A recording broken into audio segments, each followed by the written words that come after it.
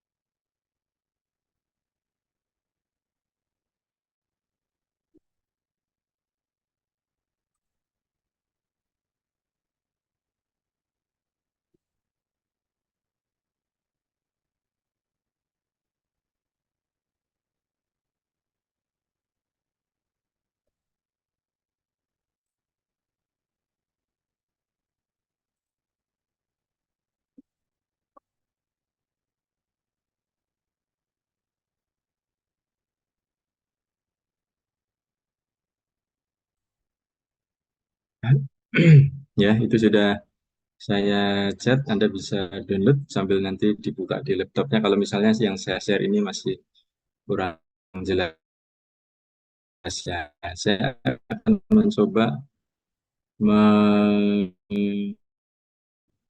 membahas yang artikel yang bentar,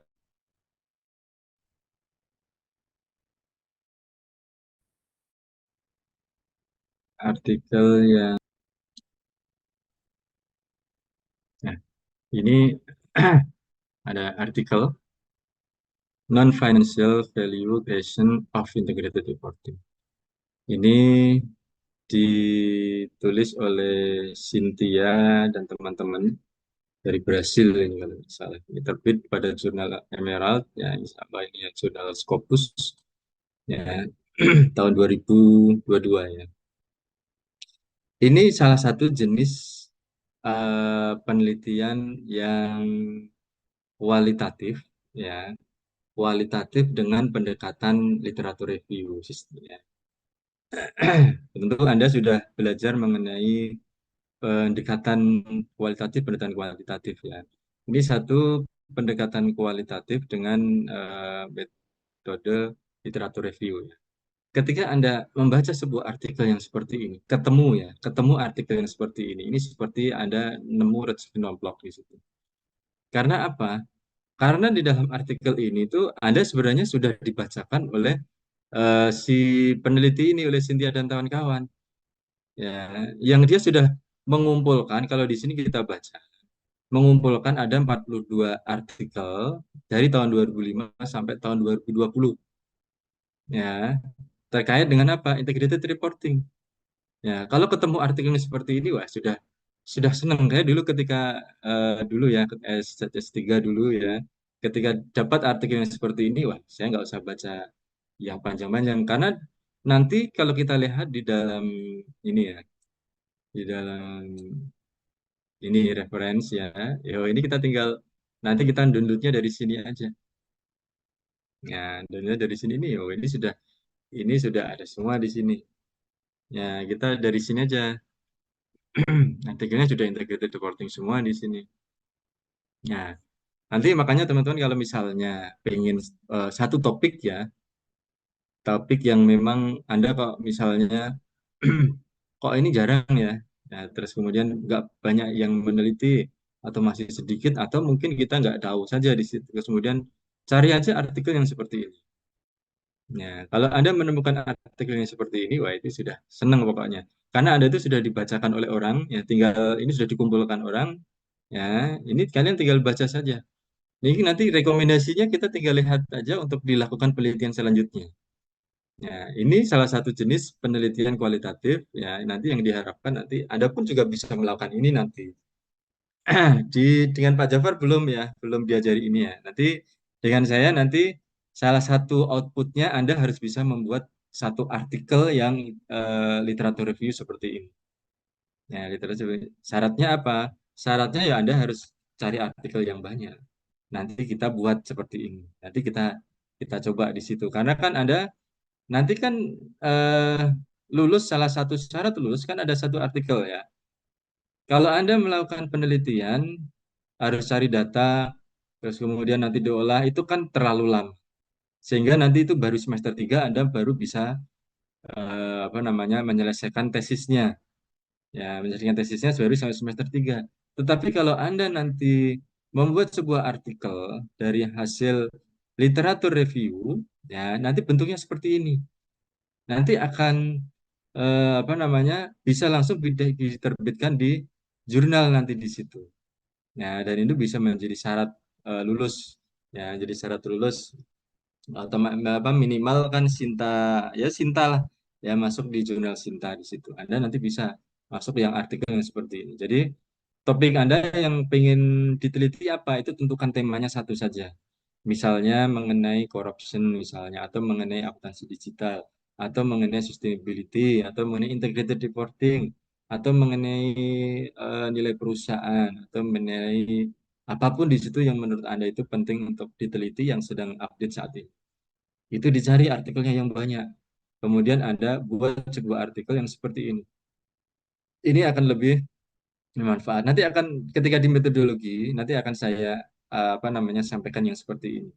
Karena kemarin itu beberapa kakak kelas kalian ya angkatan 1, 2, 3, 4 itu sudah beberapa sudah buat ya proses di situ. Nah, tetapi memang agak susah ya.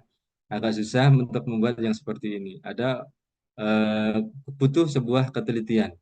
Ya, butuh sebuah apa namanya keseriusan ya kalau Anda sudah bilang capek ya sudah nggak bisa di situ karena kita harus banyak baca di situ harus banyak mengumpulkan banyak artikel ya contoh misalnya gini ya ini saya tunjukkan ya sebelum saya baca yang di sana ini saya pengen ngiming-ngimingi saja ya ngiming-ngimingi saja teman-teman nanti kalau tertarik untuk itu ya, ya nanti saya akan menunjukkan nanti jadi carilah artikel yang seperti itu. Misalnya gini ya, ini saya tunjukkan saya masuk ke di sini. Ini contoh misalnya ya, ini beberapa artikel saya yang sudah terbit terkait dengan literatur review ya. Saya masuk di Google Scholar saja. Nah, ini beberapa artikel saya. Nah, ini ya. Ini salah satunya ya.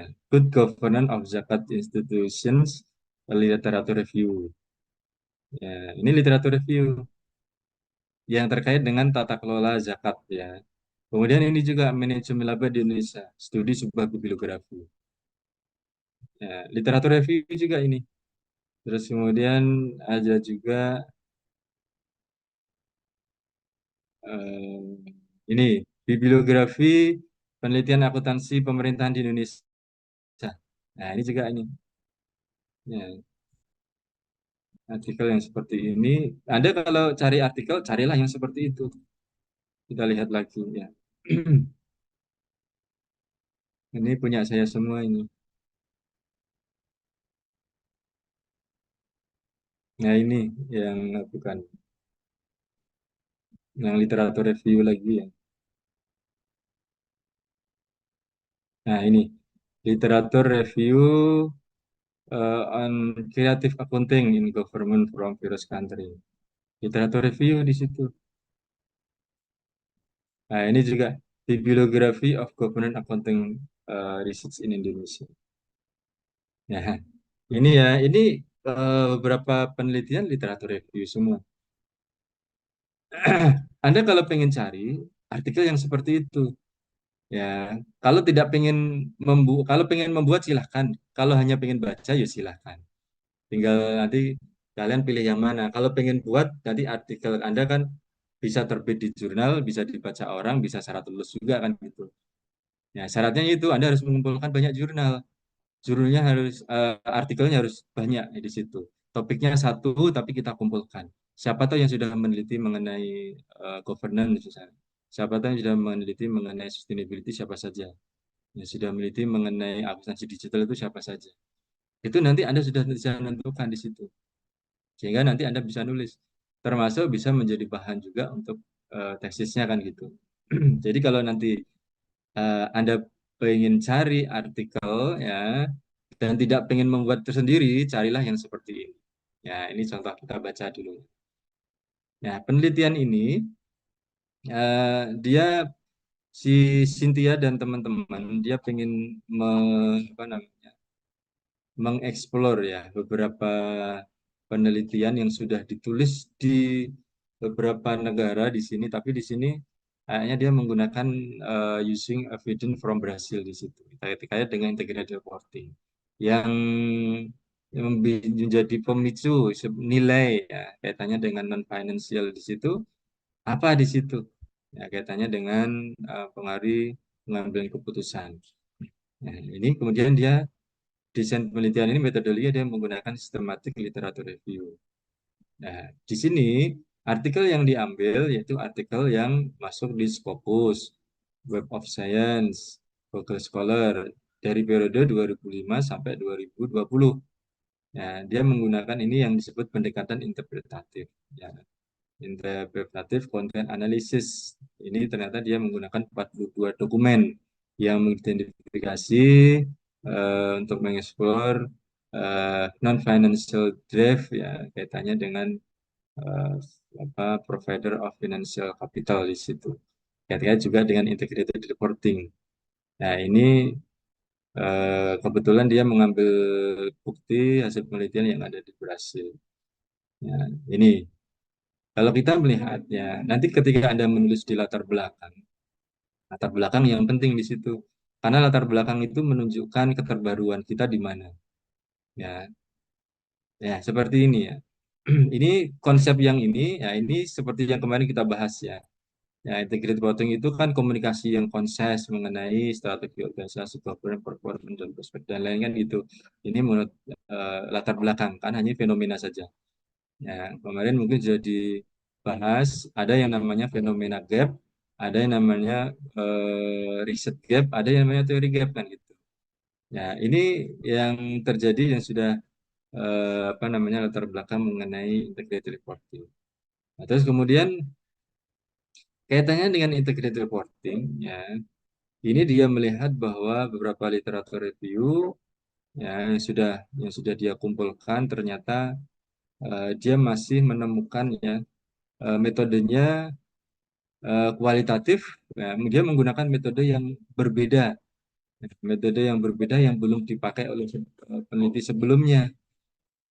Ya, kebanyakan penelitian sebelumnya itu masih menggunakan pendekatan kuantitatif. Nah, terus kemudian dia di sini dia menggunakan pendekatan perspektif yang berbeda untuk melihat bagaimana pengambilan keputusan investor kaitannya dengan integrated reporting. Ya. Apa tuh yang menjadi pemicu ini di sini ya? Ini kemudian dia menunjukkan di sini ya di study intends to fill those gap. Dia ngomong gap di sini ya. Ya, makanya dia bilang bahwa yang di sini dia bilang bahwa penelitian ini itu untuk untuk mengisi gap ya. Gap itu makanya gini. Gap itu kalau kemarin kita bahas ya ada fenomena gap, ada yang namanya apa teori gap, ada yang riset gap ya. Sebenarnya gap yang sebenarnya gap itu kan sebuah apa namanya? Kekosongan gitu loh ya. Kekosongan yang belum belum pernah diisi. Ya, itu namanya makanya disebut dengan novelty atau keterbaruan. Ya, makanya dia sebenarnya hanya yang ngisi gapnya itu tadi dengan menggunakan pendekatan yang berbeda gitu aja. Yang sebelumnya banyak menggunakan kuantitatif, ya, kualitatif hanya mungkin yang sifatnya seperti ini, ya. Tapi belum ada yang meneliti dengan pendekatan literatur review, ya. Maka dia mencoba ngisi gapnya itu, gitu. Ya, maka di sini jelas, ya, this study intends to fill this gap, answer the following question. Ya. Ini makanya dia apa namanya mau apa channel ini dia menyebutkan secara langsung, ya, gapnya di sini. Ini nanti yang Anda harus bisa menunjukkan nanti ketika membuat proposal, ya, ketika membuat proposal itu di dalam latar belakang itu harus disebutkan betul. Itu terbaruannya di sini. Tetapi Anda harus sebelumnya harus menjelaskan dulu penelitian sebelumnya masih seperti ini. Anda harus membaca kelemahannya, disebutkan kelemahannya seperti ini. Ini yang belum. Lah Anda mengisi gapnya itu. Ya, itu yang disebut dengan keterbaruan atau novelty kan gitu. Novelty itu bisa variabel baru, bisa pendekatan baru, ya, bisa metode baru, bisa indikator baru, bisa teori baru, bahkan subjeknya baru, objeknya ya, objeknya baru itu bisa dikatakan sebagai keterbaruan. Sebelumnya misalnya pada perusahaan manufacturer, ya, perbankan ini jarang, belum sama sekali. Perbankan ini sudah diteliti oleh ini. Tetapi si peneliti ini, Anda menjelaskan kelemahannya ini. Anda masuk di situ untuk mengisi kelemahannya itu sudah dianggap sebagai sebuah novelty. Ya, tentunya untuk bisa ngomong Anda bisa ngomong ini novelty, ini keterbaruan, belum pernah diteliti orang. Anda kan harus baca dulu. Ya, kalau Anda hanya baca 5 artikel, 10 artikel, ya itu ya kurang banyak. Ya, kurang banyak di situ. Kalau Anda mengumpulkan artikel, misalnya ini Pak, saya sudah mengumpulkan artikel dari tahun 2010 sampai tahun 2024 misalnya. Ini 15 tahun terakhir Pak, ini sudah kita apa namanya kumpulkan semua. Kemudian saya ada 100 artikel. Sudah saya buat literatur review, sudah saya baca keterbatasannya, kelemahannya di sini. Kemudian saya menyimpulkan ada ini yang belum pernah di apa, yang ini kelemahannya di sini. Ini yang belum pernah diteliti orang di sini. Ya, kelemahannya ini, sehingga ini menjadi potensi untuk bisa diteliti untuk dikembangkan. Maka Anda mengisi gap itu. Itulah keterbaruan yang nanti diharapkan seperti itu. Ya, ini seperti ini. Ini kalau kita melihat latar belakang, ini nggak banyak ini latar belakang kan ini hanya berapa halaman ini. Ya, hanya kalau dijadikan satu ya mungkin hanya 2 halaman saja. Nggak terlalu banyak di situ. Ya, jadi fenomena gapnya muncul, kemudian distance gapnya muncul di situ. Ya, kalau ada misalnya teori gapnya masuk di situ, nggak apa-apa dimasukkan. Anda cerita kelemahan penelitian sebelumnya, Anda cerita juga di situ keterbaruan penelitian Anda di mana, posisinya di mana. Hanya 4-5 paragraf sudah cukup, hanya 1-2 halaman itu sudah cukup. Daripada Anda cerita banyak definisi ini. Itu nggak bukan latar belakang di situ. Nanti ada poinnya sendiri kalau definisi nanti ada di definisi operasional variabel sendiri di situ. Ini kita harus masuk di situ. Ini loh. Ya, latar belakang itu nggak usah banyak-banyak, tetapi bisa menunjukkan bahwa ini menjadi penelitian yang sangat update, ya, perlu untuk diteliti, permasalahannya jelas, kemudian keterbaruannya jelas. Itu bisa menjadi sebuah kata apa penelitian yang bagus. Ya, meskipun masih kelas master ya, kelas master itu tidak harus menggunakan teori yang baru ya, nggak perlu di situ. Mungkin model yang baru misalnya ya, model sebelumnya belum ada variabel moderasinya, kemudian Anda memasukkan variabel moderasi, tetapi dengan dasar yang kuat. Sebelumnya tidak ada variabel mediasi, Anda masukkan di situ. Itu menjadi sebuah keterbaruan. Tetapi Anda harus cerita itu di latar belakang, kenapa menjadi sebuah model yang seperti ini. Ya, makanya di sini si peneliti ini tadi, ini dia cerita ya ini. Ya, ya, ini literatur reviewnya eh, ini terkait dengan integrated hypothesis. Sedikit di sini. Ya, mengenai perspektif teori agensi, teori stakeholder, ya. Kemudian non-financial value drivernya seperti apa, ini literatur review. Nah, terus kemudian kita lihat di metodologinya. Nah, ini dengan menggunakan pendekatan interpretatif. Ya, yang ini pendekatan yang kualitatif ya. Ini di penelitian ini dia menggunakan untuk ini ya systematic literature review. Dia menggunakan pendekatan Denier and Trenville 2011. Dia mengumpulkan ini ya beberapa artikel yang terbit di Scopus maupun WOS tahun 2005 sampai 2020 dengan ada kata kuncinya yaitu ada investment, decision, professional investor, ada institutional investor, ini ya dan lain-lain di situ. Kemudian di alat analisisnya menggunakan NVivo, ya NVivo Qualitative Analysis Software. Nanti kalau Anda tertarik pakai ini silahkan. Tapi nanti saya tidak akan nanti ya pas di metodologi penelitian saya tidak menggunakan info. Saya cukup menggunakan Excel saja nanti saya akan memberikan materi. Ya kalau NVivo susah. Ya NVivo susah. Alatnya aplikasinya itu ya kita susah dapat ya terus kemudian kita ngoperasikan cara bacanya juga akan susah. Kita cukup pakai Excel saja nanti. Ya nanti pas metodologi penelitian nanti akan saya cari di situ. Terus kemudian dia juga menggunakan eh, focus group ya discussion di sini. Ya, ada empat expert di situ ya, kaitannya dengan professional investor, eh, ada investment advisor, ada analyst, ya, dan lain-lain di sini ya. Nah, terus kemudian kalau kita lihat hasil penelitiannya ya, hasil penelitiannya ini. Eh, Kalau kita lihat di sini eh,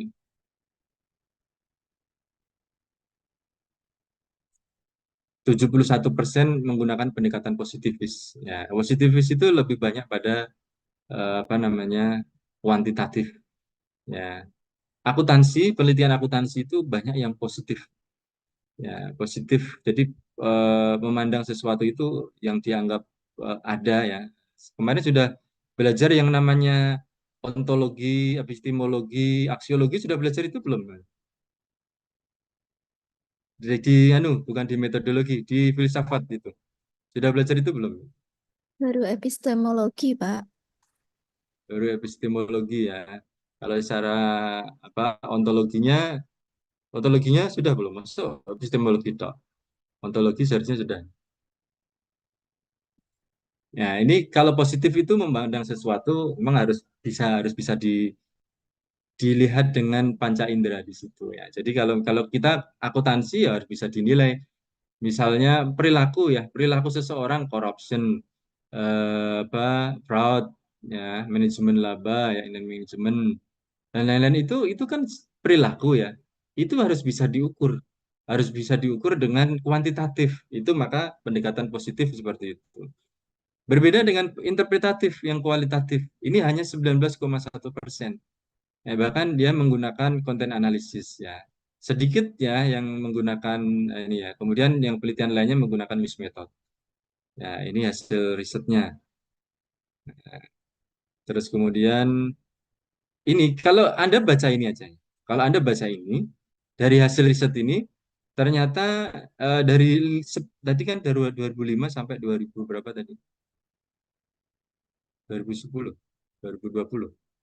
2020 ya. 2005 sampai 2020 berapa? 15 tahun ya. Betul ya. 15 tahun. Jadi selama 15 tahun penelitian yang sudah dilakukan itu banyak yang positivisme. Ya, positif banyak, yang kualitatif, interpretatif jarang. Bahkan menggunakannya konten analisis, analisis konten. Ya, yang mixed method jarang. Ya literatur review or mixed method ini masih sedikit. Ya, makanya dia menggunakan literatur review. Anda nanti menggunakan mixed method. Itu sudah jadi keterbaruan loh. Ya, Anda baca dari sini. Sini. Anda hanya baca dari artikel ini saja. Tadi kan sudah menemukan keterbaruan di situ ya. baca ini aja artikel ini ya, ini sudah tahu keterbaruannya. Ya, ini kan yang sudah banyak diteliti kan positif, interpretatif sedikit sini, ya, yang lainnya ini literatur review, bahkan literatur review dan mixed method sedikit. Makanya si peneliti ini menggunakan literatur review mixed method yang jarang. Nah, ini Anda nanti masuk yang mixed method. Nah, ini yang seperti ini. Dasarnya apa? Artikel ini nanti ditunjukkan. Penelitian yang dilakukan oleh Cynthia dan kawan-kawan tahun 2022 ini, ya, ini menemukan bahwa penelitian yang terkait dengan integrated reporting itu banyak menggunakan pendekatan positif itu 71,4%, yang kualitatif yang menggunakan analisis konten 19,1%, sedangkan lainnya ya, 2% di situ, sekitar kurang dari 10% kan. Ya, kurang dari 10% itu menggunakan literatur review dan mixed method. Maka ini mixed method, literatur review sudah dilakukan oleh ini. Ini mixed method yang belum. Anda gunakan mixed method. Nah, itu sudah keterbaruan di situ. Itu satu ya. Nanti di sini eh, biasanya kalau sudah Anda baca ini ya, nanti di rekomendasi ya biasanya di sini eh, ini ya di conclusion misalnya untuk penelitian selanjutnya dia menjelaskan juga kalau Anda ketemu artikel yang seperti ini. Nah, di tabel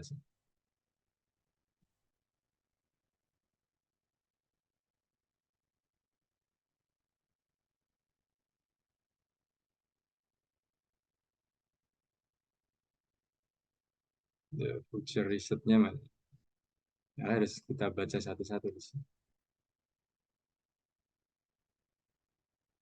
Kita baca satu-satu dari atasnya. Ini tadi contohnya. Ini kemudian yang ini.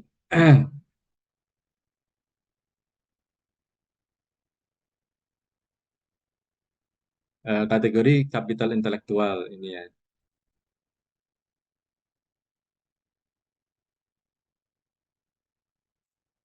Ini kalau kita lihat dari kapital intelektual, ini kapital intelektual. Kalau yang di atasnya,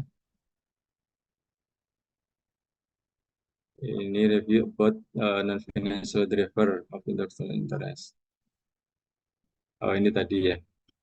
Yang ini kalau ini kaitannya apa yang menjadi non-financial driver bagi kepentingan investor kalau di sini.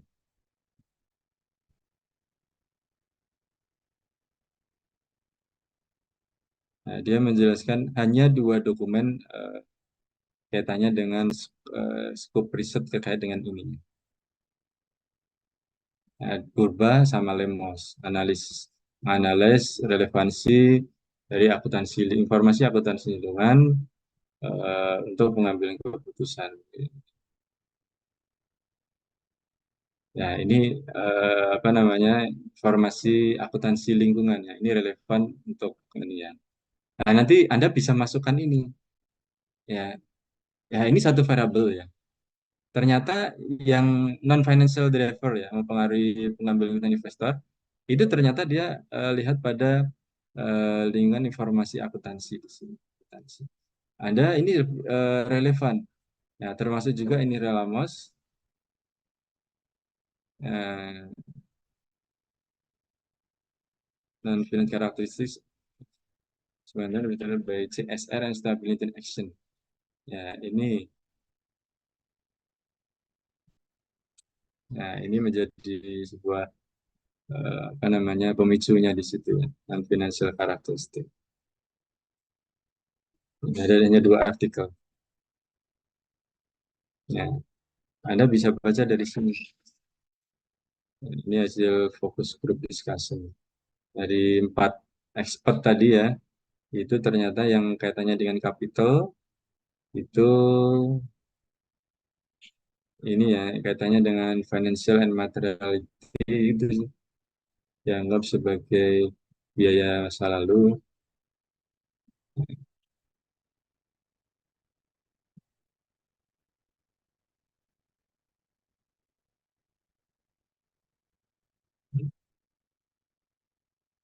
Nah, ini Chen et al. Juga berargumen bahwa sistem pengembangan is component responsible for the greater expert power of the intellectual model. Nah, ini R2 pointed out the considerable dependent on company operating sector. The company dependent on the launch of new product, for instance, pharmaceutical industry. This is considerable. Ya, ini katanya dengan yang kapital intelektual.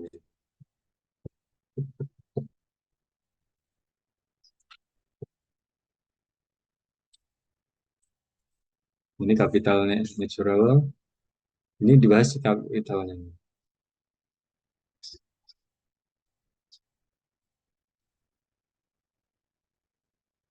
Biasanya di sini ada future research kita lihat.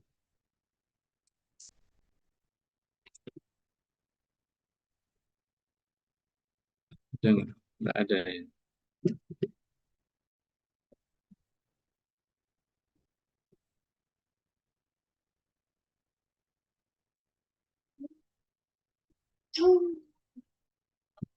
Harus dibaca satu-satu nanti.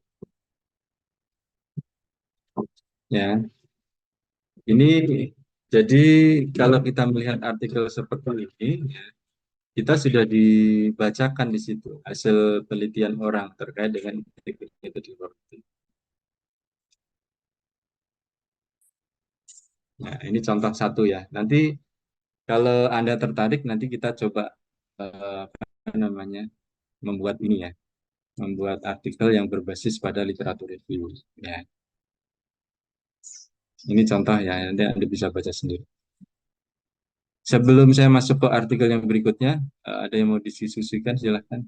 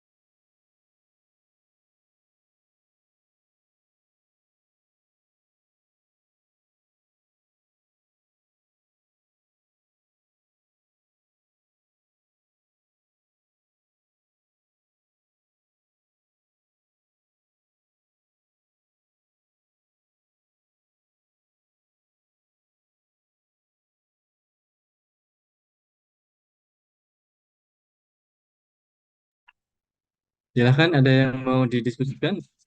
Kalau enggak, saya masuk ke Pak artikel Edi yang, mau tanya, izin.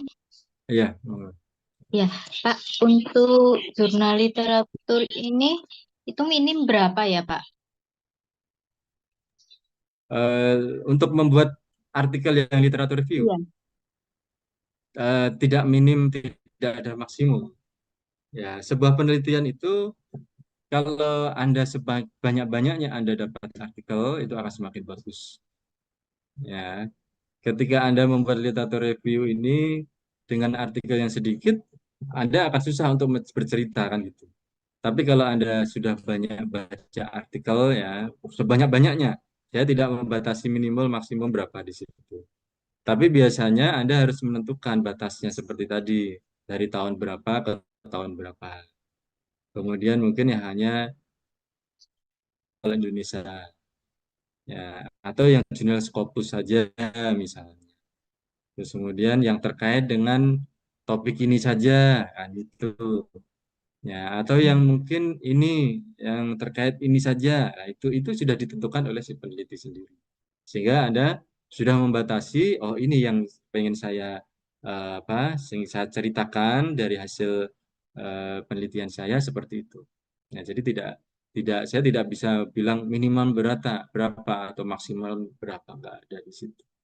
Itu Mbak Leviana. Ya, baik, Pak. Terima kasih. Ya. Yang lain silahkan. Ada yang mau ditanyakan?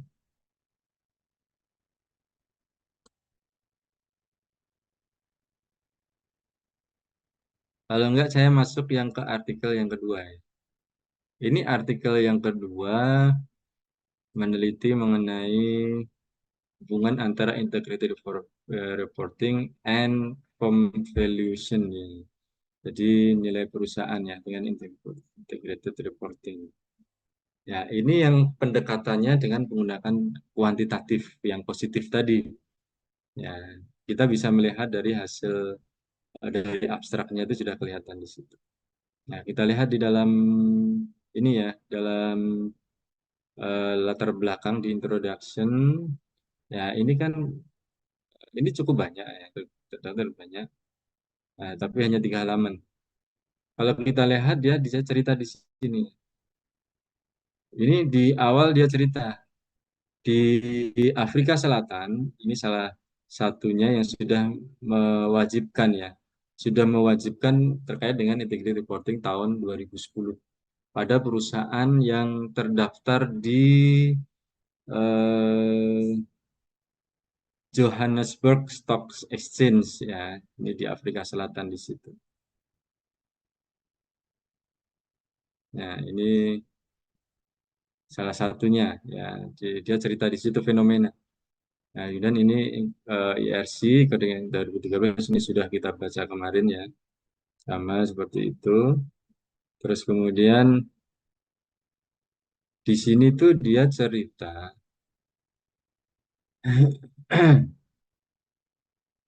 ada 2 pendekatan yang berbeda. Ya, penelitian sebelumnya ada yang berpengaruh positif, kemudian penelitian sebelumnya lagi ada yang berpengaruh negatif. Ya, dia cerita gitu. Kemudian dia pengen meneliti kembali ya dengan sampel yang berbeda. Ya, tapi sampelnya banyak di sini. Ada 822 perusahaan di Afrika Selatan dari periode 2010 sampai 2023. Ya, dia di sebelumnya dia cerita yang sudah meneliti itu siapa saja. Hasilnya positif, ada negatif di situ. Menggunakan teori yang berbeda juga di situ. Makanya dia pada saat di sini ketika mau menghipotesiskan, ya Anda harus juga paham ya hipotesis. Kalau kuantitatif itu pasti ada hipotesis, ada pengembangan hipotesis. Kalau yang kualitatif itu tidak ada hipotesis ya. Kalau yang kuantitatif positif pendekatannya itu pasti ada yang hipotesis. Dia cerita di situ ada 2 pandangan yang berbeda. Satu menyatakan firm value dan juga integrated reporting itu berpengaruh positif. Ya, pengaruh positif. Namun ada juga yang pandangan yang kedua dia mengatakan bahwa integrated reporting itu berpengaruh negatif terhadap nilai perusahaan. Dia menggunakan teori proprietary. Kalau yang di sini dia menggunakan pendekatan teori signaling kalau nggak salah di sini. Ini. Jadi asumsinya gini, yang positif Jadi ketika dia memberikan informasi terkait dengan eh, integrated reporting, ya, yang itu menjelaskan mengenai strategi perusahaan, menjelaskan mengenai kinerja perusahaan, baik sepanjang waktu ya yang kita pelajari itu ya, baik yang jangka pendek, jangka pandang, jangka menengah, yang sepanjang waktu itu akan memberikan sinyal positif, sehingga di situ akan menciptakan nilai perusahaan akan lebih baik, ya. Sehingga di sini dengan pengungkapan integrated yang semakin banyak, ya, maka di situ nilai perusahaan akan semakin tinggi. Itu pendekatan positif. Terus kemudian pendekatan yang kedua menggunakan teori proprietary berbeda di situ. Ya, bahwa ketika dia mengungkapkan apa namanya integrated reporting itu membutuhkan sebuah cost, ya, membutuhkan sebuah apa namanya biaya atau ada potensi kompetitif akan tahu ya kompetitor akan tahu bagaimana rahasia perusahaan, strategi perusahaan, justru nanti akan ditiru oleh kompetitor sehingga semakin biayanya juga akan tinggi ya, karena dia harus menerbitkan itu kan perlu usaha tinggi, sehingga juga dia akan menurunkan nilai perusahaan nanti sehingga di situ. Maka di sini dia memprediksi jadi teori perpetuity ini akan berpengaruh negatif sehingga ketika pengungkapannya semakin tinggi maka akan semakin rendah nilai perusahaannya. Nah, maka dia berpengaruh negatif. Ini mengenai dua pendekatan yang berbeda. Terus kemudian pada satu posisi di mana di Afrika Selatan itu ternyata beberapa pendekatan yang digunakan bahwa ketika dia menerbitkan ticket reporting itu dipandang sebuah informasi yang bermanfaat bagi investor sehingga akan meningkatkan nilai perusahaan. Ya, terus kemudian di sini dia hipotesiskan nilai perusahaan itu berhubungan positif ya. Sebenarnya ini dengan IR ini jadi integrated reporting ini berpengaruh positif terhadap nilai perusahaan. Nah, itu dianggap seperti itu. Ya, ini hipotesis satu. Hipotesis kedua juga sama di sini ya. Dia merumuskan seperti itu. Jadi ada hubungan positif antara IR dengan firm value pada perusahaan yang memiliki kompleksitas organisasi yang lebih tinggi. Ya. Begitu juga yang financial eksternal di sini ya. Jadi ada hubungan positif ya antara firm value dengan integrated reporting yang diumumkan pada perusahaan dengan financial eksternal lebih tinggi. Ya, jadi ini dia sebenarnya keterbaruan di penelitian ini dia memasukkan dua variabel sebagai moderasi tadi. Ya, apa itu organizational complexity dan juga mengenai external financing sebagai variabel moderasi. Nah, kemudian di metodologinya dia menggunakan tahun 2010 sampai 2013 ya sebagai sampelnya industri, agriculture, mining, chemical, construction, electrical, food, teknologi, manufacture, retail, and service. Ya, kemudian dia menganalisis datanya. Nah, ini ya. Ini moderasinya yaitu ini ya, complexity dan juga external finance. Ya, ini sebagai moderasinya. Sehingga di sini dia menganalisis ini rumus regresinya ini. Nah, rumus regresinya. Kemudian cara mengukurnya gimana? Ukur fem value dia menggunakan Tobinski. Ya, ini ukurannya sudah jelas di sini. Nanti Anda bisa baca. Kemudian IR, dia menggunakan ini ya, nanti dilihat pada section 3.2, indeksnya apa. Complexity dia menggunakan dummy variable. Satu, ini, dua, ini, tiga, ini. Kemudian external finance ini juga dummy variable ya. Memang untuk variabel moderasi itu cocoknya memang variabelnya bentuknya variabel dummy. Kemudian dia menggunakan juga beberapa variabel kontrol ya seperti ROAS, aset, debt, dan ini semua nih. Kemudian dia menganalisis ya hasilnya kita lihat pada statistik deskriptifnya ya. Ini ya kita lihat rata-rata nilai perusahaan 2,7302. Kemudian integrated reporting score-nya 93, kompleksnya 0,5, external financing 0,5. Ya, ini variabel utamanya. Yang lain ini variabel kontrol. Dia melihatnya. Nanti Anda harus menganalisis ini juga. Ya, menganalisis ini juga terkait dengan statistik deskriptif. Ya, nilai min biasanya kalau kita min rata-rata, kemudian min minimum, terus kemudian maksimum standar deviasi, ya, termasuk mungkin median juga masuk di situ. Itu. Dan kemudian ini hasil biasanya korelasi dulu ya, apakah ada korelasi ya dengan menggunakan Spearman correlation di sini. Kemudian dia menggunakan uji regresi. Ya, ini hasil regresinya kalau kita lihat ya, integrated reporting score itu ternyata nilainya 0,0047. Nah, ini titik 3 ini bintang 3.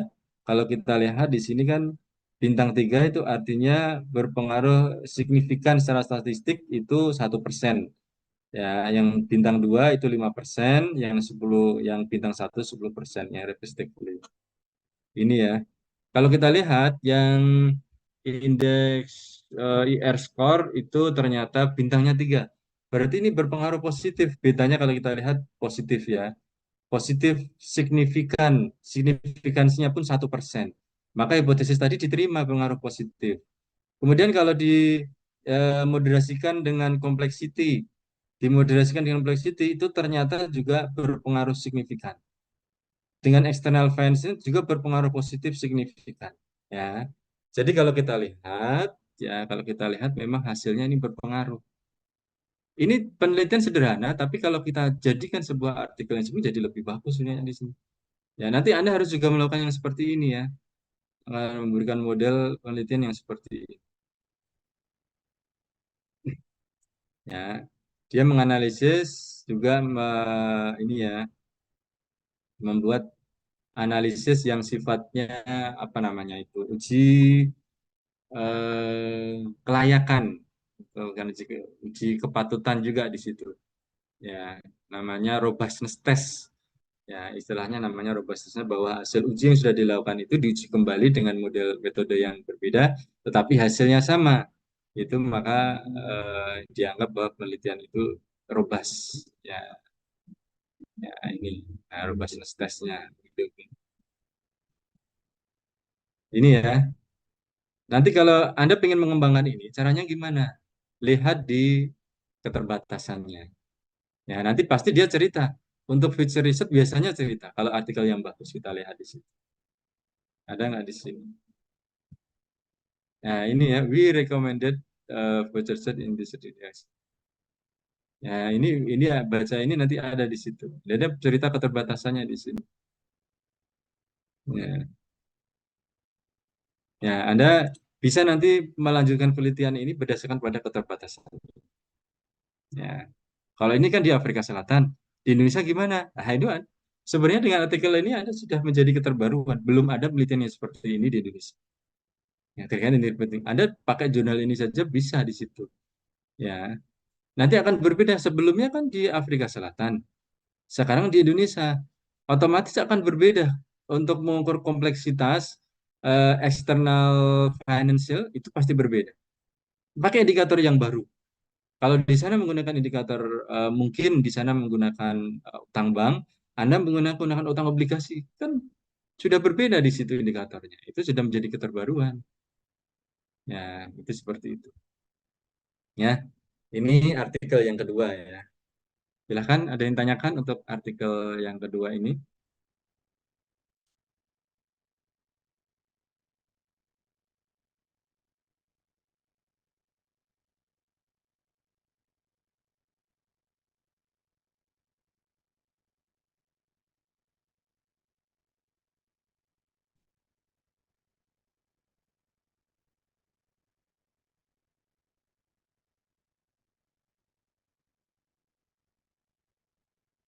Monggo, nggak ada. Kalau nggak ada, saya lanjutkan ya. Artikel yang ketiga. Yang ketiga, artikel tiga ini Indonesia. Ini awal dulu melakukan penelitian bagaimana pengungkapan integrated reporting pada perusahaan sektor keuangan, indeks F45. Ini dilakukan tahun 2015. Ya, ini masih voluntary ya, masih voluntary. Anda bisa dasarnya ini bisa. Yang sekarang ini integrated reporting deh ya, integrated reporting. Saat ini pun juga masih voluntary ya. Saya kecuali kalau Anda yang sustainability ya. Sustainability kan sudah diwajibkan pada industri keuangan juga ya. Kalau yang dulu masih sukarela, sekarang mandatori. Bagaimana? Apakah sama? Anda coba di situ nanti bandingkan. Ya, pengungkapannya sama atau beda? Nah, ini penelitian ini menganalisis pengungkapan integrated reporting pada perusahaan sektor keuangan indeks F45 Februari Juli 2016. Ya, ini dia penelitiannya dia menggunakan eh, kuantitatif ya, pendekatan kuantitatif. Kalau kita lihat eh, ini tidak ada hipotesis, dia hanya membandingkan saja ya. Hanya membandingkan bagaimana tuh pengungkapan yang ada di Indonesia, khususnya di industri keuangan. Ya, ini industri keuangan tapi juga masuk indeks F45. Ternyata dia masuknya hanya 5 bank saja. Ya, ini hanya 5 bank tok di situ. Ada nanti bisa kalau yang terbaru bisa mengatakan bahwa penelitian sebelumnya baru 5 bank. Ini penelitian ini nanti akan lebih banyak industri perbankan. Termasuk nanti bagaimana bandingkan antara keuangan syariah dengan keuangan konvensional itu akan lebih menarik lagi di situ. Kalau kita lihat ya, kemudian integrated reporting pengungkapannya, dia persis seperti menggunakan yang IR ya, IRC.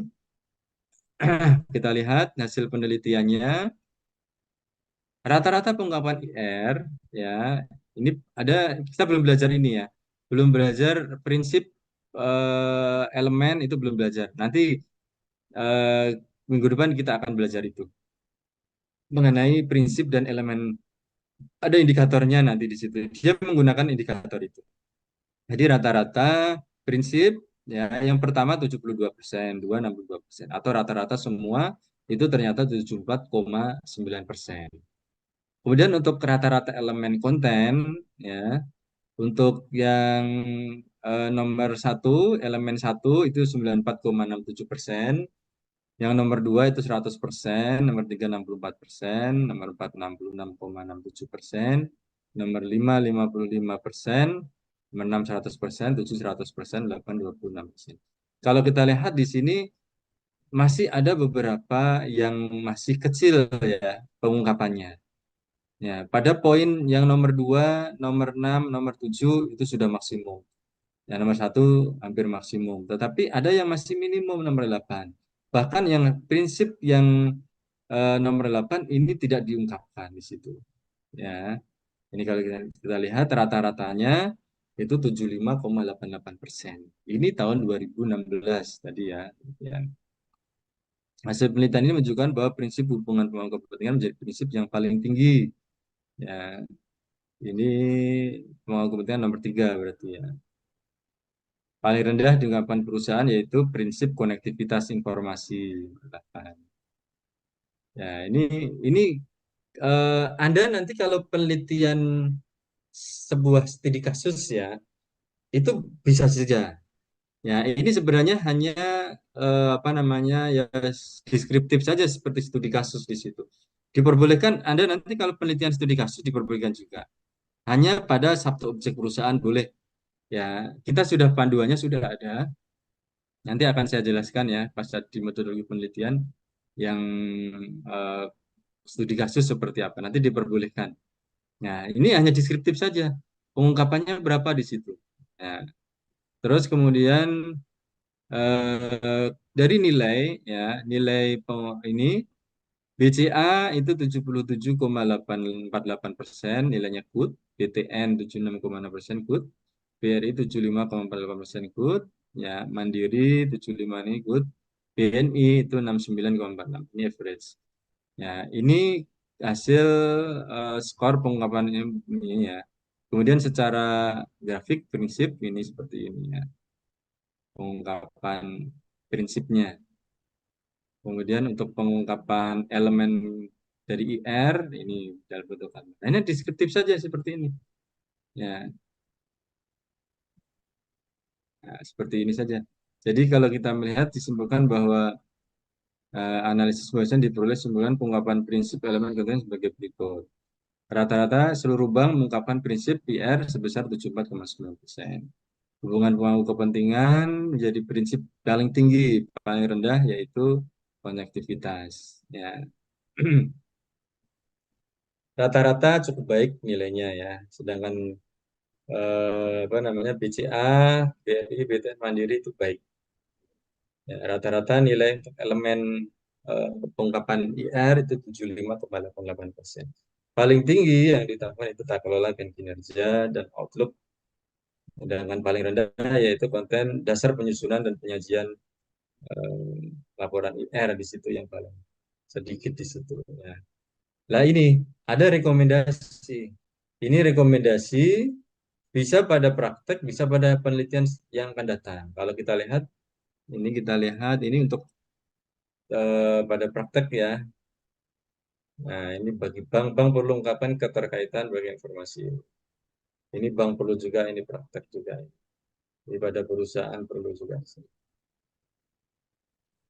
Perusahaan perlu informasi masih pada perusahaan perlu mendapat perusahaan. Nah, ini rekomendasi secara teoretik. Penelitian selanjutnya, ya ini Anda bisa membaca yang rekomendasi yang seperti ini, Anda lakukan. Ini sudah menemukan novelty di situ. Ya, penelitian selanjutnya dapat menggunakan objek penelitian yang lebih luas, kan gitu. Kalau tadi hanya 5 bank, Anda mungkin bisa bank masih konvensional tapi lebih banyak bank. Tahunnya lebih banyak. Tadi kan hanya 1 tahun. Ya, mungkin Anda juga bisa membandingkan antara apa namanya bank konvensional dengan syariah misalnya. Ya, atau yang sebelumnya voluntary kemudian yang mandatory. Nah, itu bisa juga di situ. Termasuk ini dengan menggunakan data metode yang lebih luas. Ya, kemudian menggunakan metode survei, wawancara, observasi yang ini sifatnya kan kualitatif, ya, pendekatan yang kualitatif. Kalau ini kan lebih banyak deskriptif ya, pendekatan yang kuantitatif dengan pendekatan deskriptif. Nah, seperti ini ya. Ini hasil riset yang ketiga ya. Nanti Anda bisa tulis yang seperti itu. Silahkan ada yang ditanyakan untuk artikel yang ketiga ini.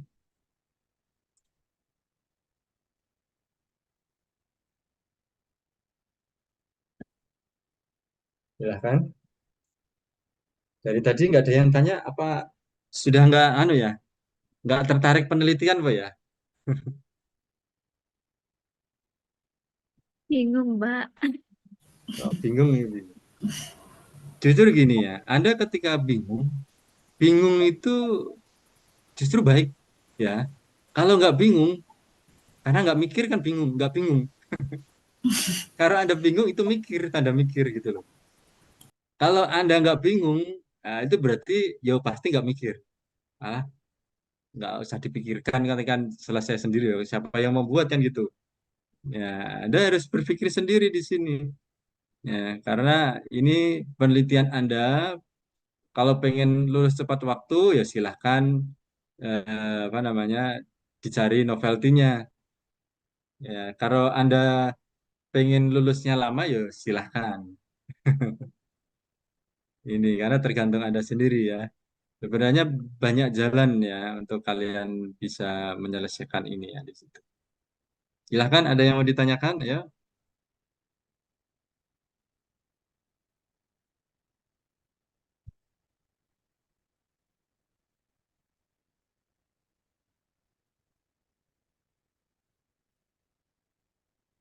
Nggak ada. Kalau nggak ada, saya masuk ke artikel terakhir ya. Artikel terakhir ini Integrated Reporting and Sustainability Reporting. Nah, ini ada hubungan antara Integrated Reporting dan Sustainability Reporting.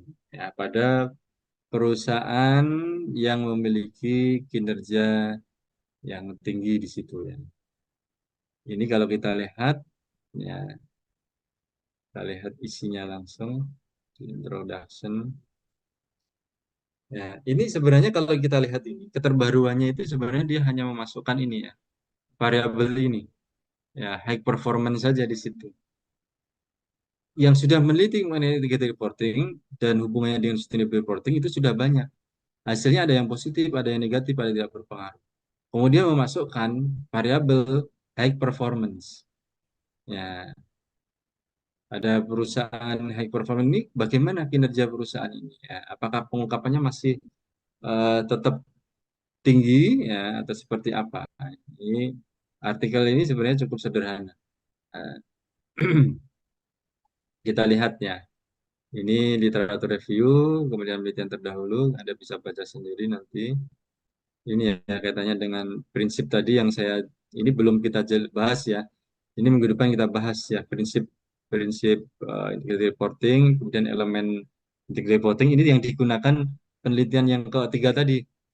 Ya, ini hasil penelitian sebelumnya. Ini sustainability reporting, integrated reporting. Nah, kemudian dia ambil sampel di sini, ya, 34 perusahaan. Ya, ada perusahaan grup ini. Ini diambil pada Compustat Database, biasanya di UK, US. Ini dia ternyata menggunakan beberapa banyak perusahaan di beberapa negara di sini. Kita lihat pada sampelnya. Nah, ini berapa negara? Ya, sampelnya ini ya, di Australia itu ini ya, sampelnya ada 3, Belgia ada 4, dan selanjutnya. Indonesia ada nggak ini? India, Irlandia, Indonesia nggak masuk ya. Tapi Indonesia nggak masuk. Ya, pada berapa negara di sini?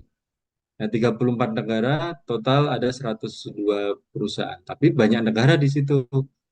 Ya, Anda nanti bisa juga melakukan penelitian hanya 2 negara, Indonesia dengan Malaysia, misal boleh di situ.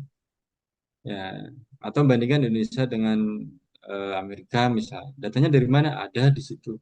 Ya, di data di Bloomberg, di Osiris itu banyak di situ. Nah, ini industrinya yang digunakan, ya, 102. Ini hipotesisnya, ya, dia mengembangkan hipotesis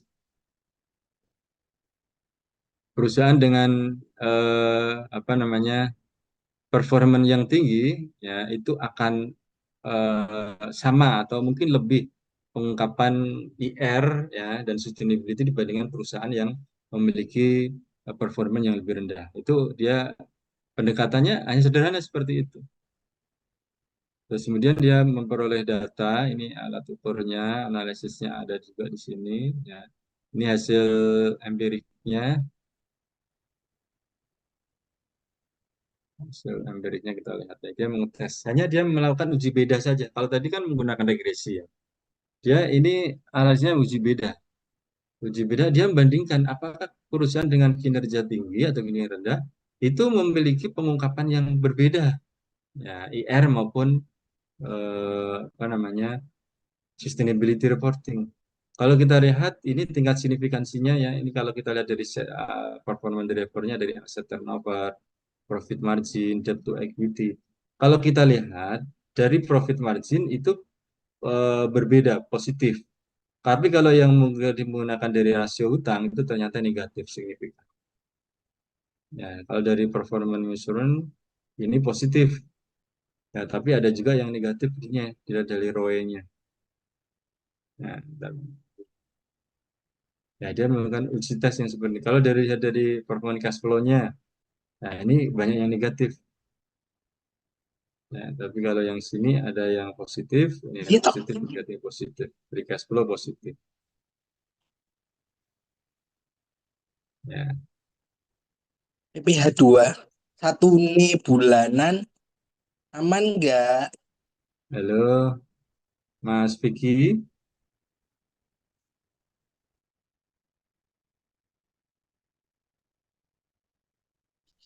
ada yang ditanyakan Mas Vicky?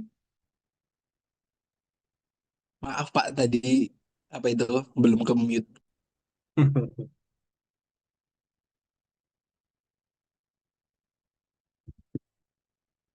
Ya, ini kalau kita lihat ternyata hasilnya berbeda ya. Pada perusahaan yang memiliki kinerja yang tinggi, itu ternyata pengungkapan IR-nya berbeda dengan perusahaan yang memiliki yang rendah.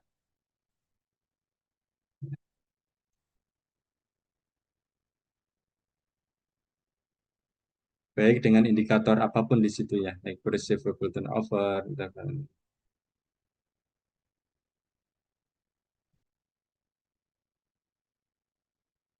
ini kalau kita lihat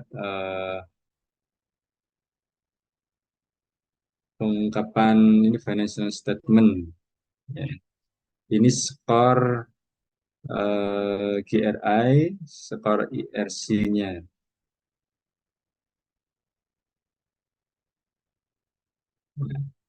Terus kemudian Ini pengungkapannya sebagai ekonomik, environment, sosial. Ya, dia mendeskripsikan seperti itu. Ya, dia hanya menggunakan uji beda saja di sini. Ya. Nah, ini dia mendeskripsikan data-data pada perusahaan yang high performance companies, KRI score, kemudian IR score-nya di situ.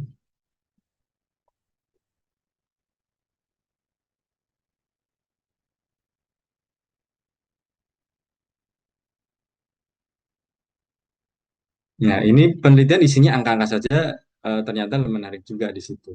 Dan ini masuk pada jurnal Emerald juga di sini yang bagus. Ya, ya ini kalau kita lihat dia uji beda saja di sini ya. Bagaimana kalau KRI-nya dia uji beda. Nah, dari segi governance-nya itu ternyata berbeda. Ya, ini tapi economics-nya itu tidak berbeda. Ya, yang signifikan yang governance, kemudian governance saja, yang lainnya di bawah 5% semua di atas 5%, yang di bawah 5% hanya total governance. Tetapi yang untuk IR, wah ini pengungkapannya cukup tinggi ya, karena ini kalau dari total governance di bawah 5%, ekonomi juga di bawah 5%, environmental semuanya di bawah 5%. Ya, kecuali yang total assurance report kecil di sini. Tapi total skor ini 0,00 di bawah 5%. Ya. Ini dibandingkan juga bagaimana dengan United States dengan dunia lainnya dibandingkan. Ya, hasil ujinya ternyata beda. Nah, beda signifikan di situ. Kecuali yang total governance sama ya. Contohnya ini di bawah di atas 5% berarti sama. Yang lainnya nah, beda antara United States sama negara di dunia tadi di situ. Ya, ini bandingan nih seperti ini dengan data yang banyak. Ya, ini ya. Jadi kalau Anda nanti melakukan penelitian yang seperti ini juga boleh. Ya, ini contoh ya. Contoh, Anda misalnya dengan pendekatan yang sama seperti ini, hanya pengen bandingkan saja misalnya pelaporan integrated reporting dengan pendekatan yang sama nih ya, dengan uji beda saja misalnya. Misalnya antara industri perbankan, kemudian manufaktur, ya, atau industri keuangan, manufaktur, industri lainnya seperti apa. Nah, terus kemudian Anda bedakan antara yang high performance sama yang low performance misalnya.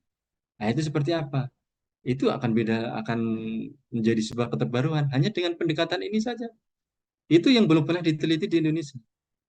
Ya, jadi tidak hanya kita melakukan regresi pengaruh A terhadap B saja. Ya, ini bisa uji beda juga. Uji beda itu nanti kita ada yang namanya uji uji T ya. Uji beda itu ada yang menggunakan independent sample t-test ya. Ada yang pair sample t-test, ada yang ANOVA yaitu uji beda juga. Tetapi nanti itu peruntukannya berbeda.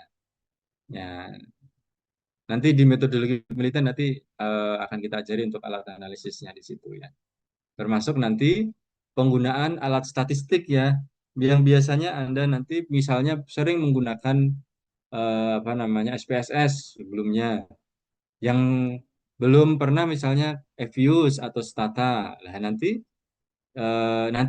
pada saat klinik proposal nanti di semester 2 nanti ya, sebelum masuk semester 2 nanti kita ada klinik proposal. Nah, nanti teman-teman itu nanti harus apa namanya menyelesaikan proposal pada hari itu juga ya, biasanya itu kita camp nanti di situ, teman-teman harus di hotel di situ 2 hari 1 malam nginap di situ ya, tentunya biaya biaya sendiri ya, tidak itu di luar OKT di situ ya.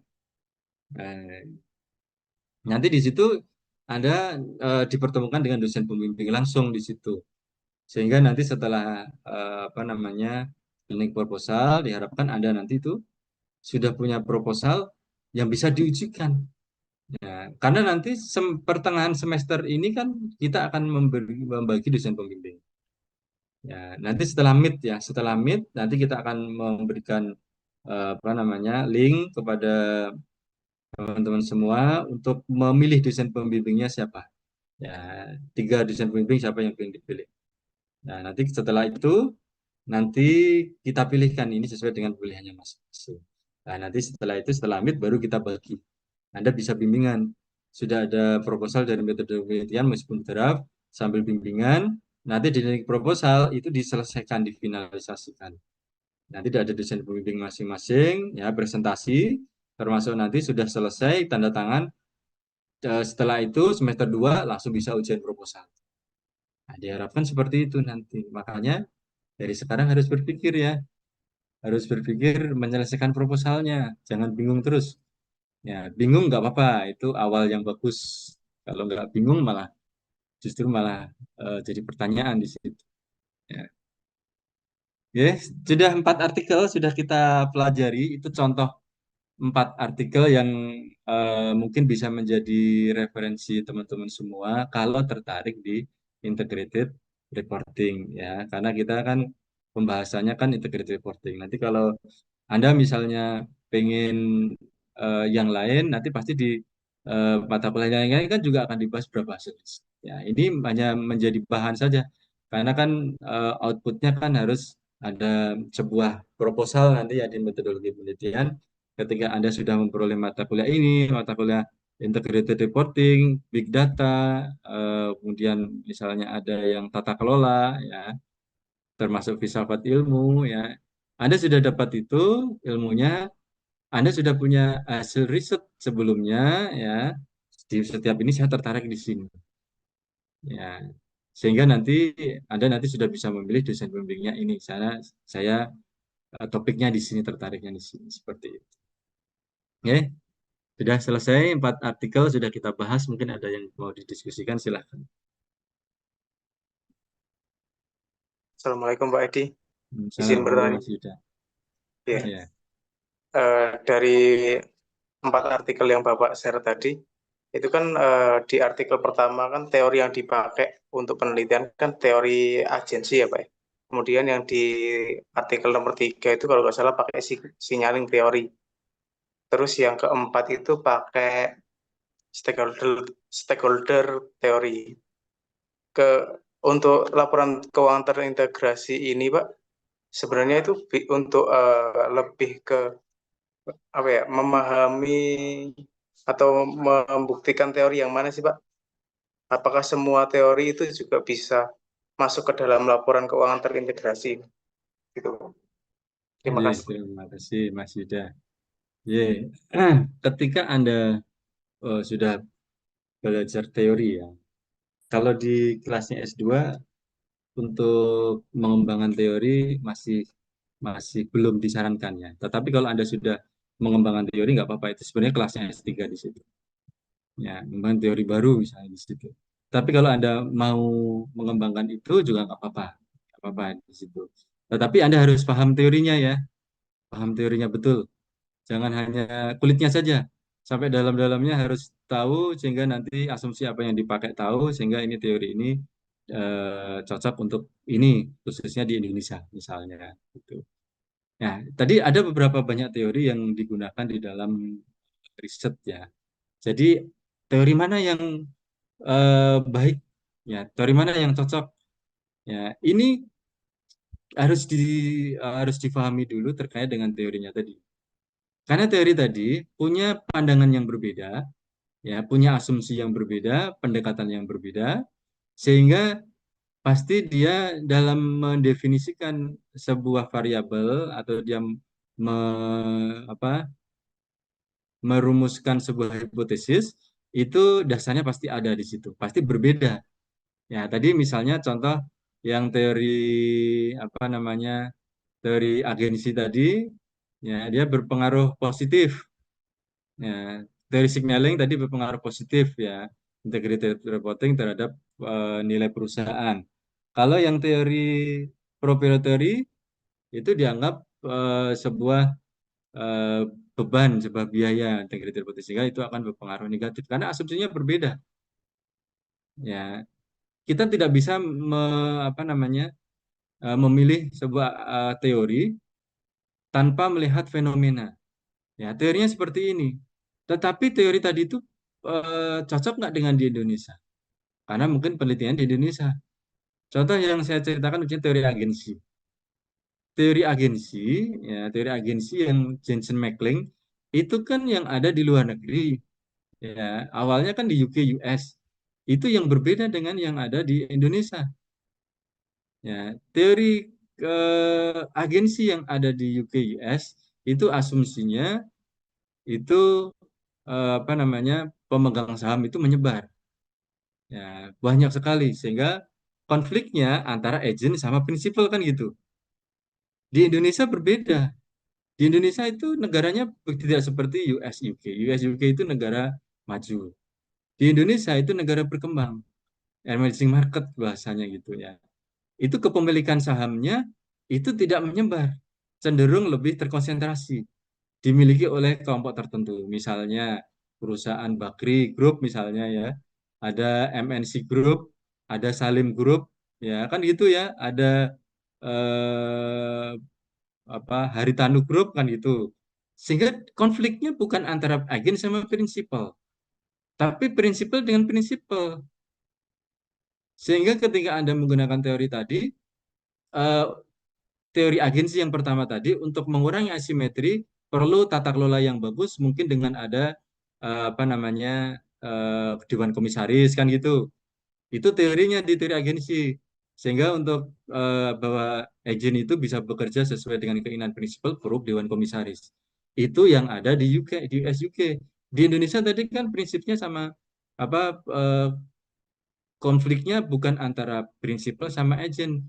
Dia konfliknya prinsipal dengan prinsipal apa pemegang saham mayoritas dengan pemegang saham minoritas. Dia nggak ada konflik antara agen sama prinsipal. Sekarang gini, perusahaan keluarga, pemegang sahamnya bapaknya, direksinya anaknya, ya, dewan komisaris mantunya sendiri. Nggak akan ada konflik di situ. Ya, justru konfliknya dia antara pemegang saham mayoritas dengan minoritas. Maka ya dewan komisaris nggak akan berpengaruh. Pengaruhnya kecil. Maka biasanya yang independen, ya dewan komisaris independen itu yang banyak di situ berpengaruh di situ. Ya, jadi konteksnya harus harus tahu di situ. Seperti itu Mas Yuda ya. Jadi harus didalami teorinya dulu. Siap, terima kasih Pak. Berarti harus Ya, berdasar pada fenomenanya dulu ya Pak ya. Fenomenanya iya, apa, mungkin teori apa yang pas gitu. iya, betul ya. Jadi harus difahami juga teorinya, jangan hanya sekedar kulitnya saja Jangan, ya. Nah, gitu. baik Pak, Iya, terima kasih. ya. Yang lain silahkan. Tadi mohon maaf izin bertanya. Ya, Mbak Indah. Tadi kan sebelum kita mengajukan proposal itu nanti dosen pembimbingnya itu kita milih sendiri sesuai minat kita atau dipilihkan begitu. Ya, seperti yang saya jelaskan tadi ya, nanti teman-teman itu pada saat meet nanti admin nanti akan memberikan link ya untuk memilih dosen pembimbing. 3 dosen di situ. Tapi tetap satu dipilih. Nanti misalnya pilihannya satu si A, si B, kedua, si C, ketiga. Nanti akan direkap di situ. Ya, tapi tetap nanti proporsinya kan tetap sama ya. Setiap dosen mungkin hanya satu. Ya, setiap dosen satu atau dua nanti di situ. Kalau misalnya nanti kelompok pada dosen A semuanya, ya tetap nanti pilihan kedua, ketiga yang akan dengan. Karena jatah A mungkin dosen A hanya satu dua saja. Sesuai dengan pilihannya. Ya, tetapi tidak keluar dari pilihan satu, dua, tiganya tadi. Kalau pilihan A misalnya banyak yang pilih saya sudah dipilih 5 orang, maka saya kan jatahnya hanya 2. Ya, yang lain tetap nanti ke dosen yang lain, nanti pilihan yang kedua, ketiga di situ. Ya, biasanya nanti ada cepet-cepetan di situ ya. Nanti ada urutan yang pertama input siapa, yang kedua siapa di situ, ya itu biasanya yang dipilih pertama di situ. Itu Mbak Indah ya. Jadi sesuai dengan pilihannya, Ya, kalau misalnya tidak sesuai sudah pilihan di banyak, berarti pilihan kedua, ketiga itu yang akan dipilihkan. Ya, silahkan yang lain ada yang ditanyakan?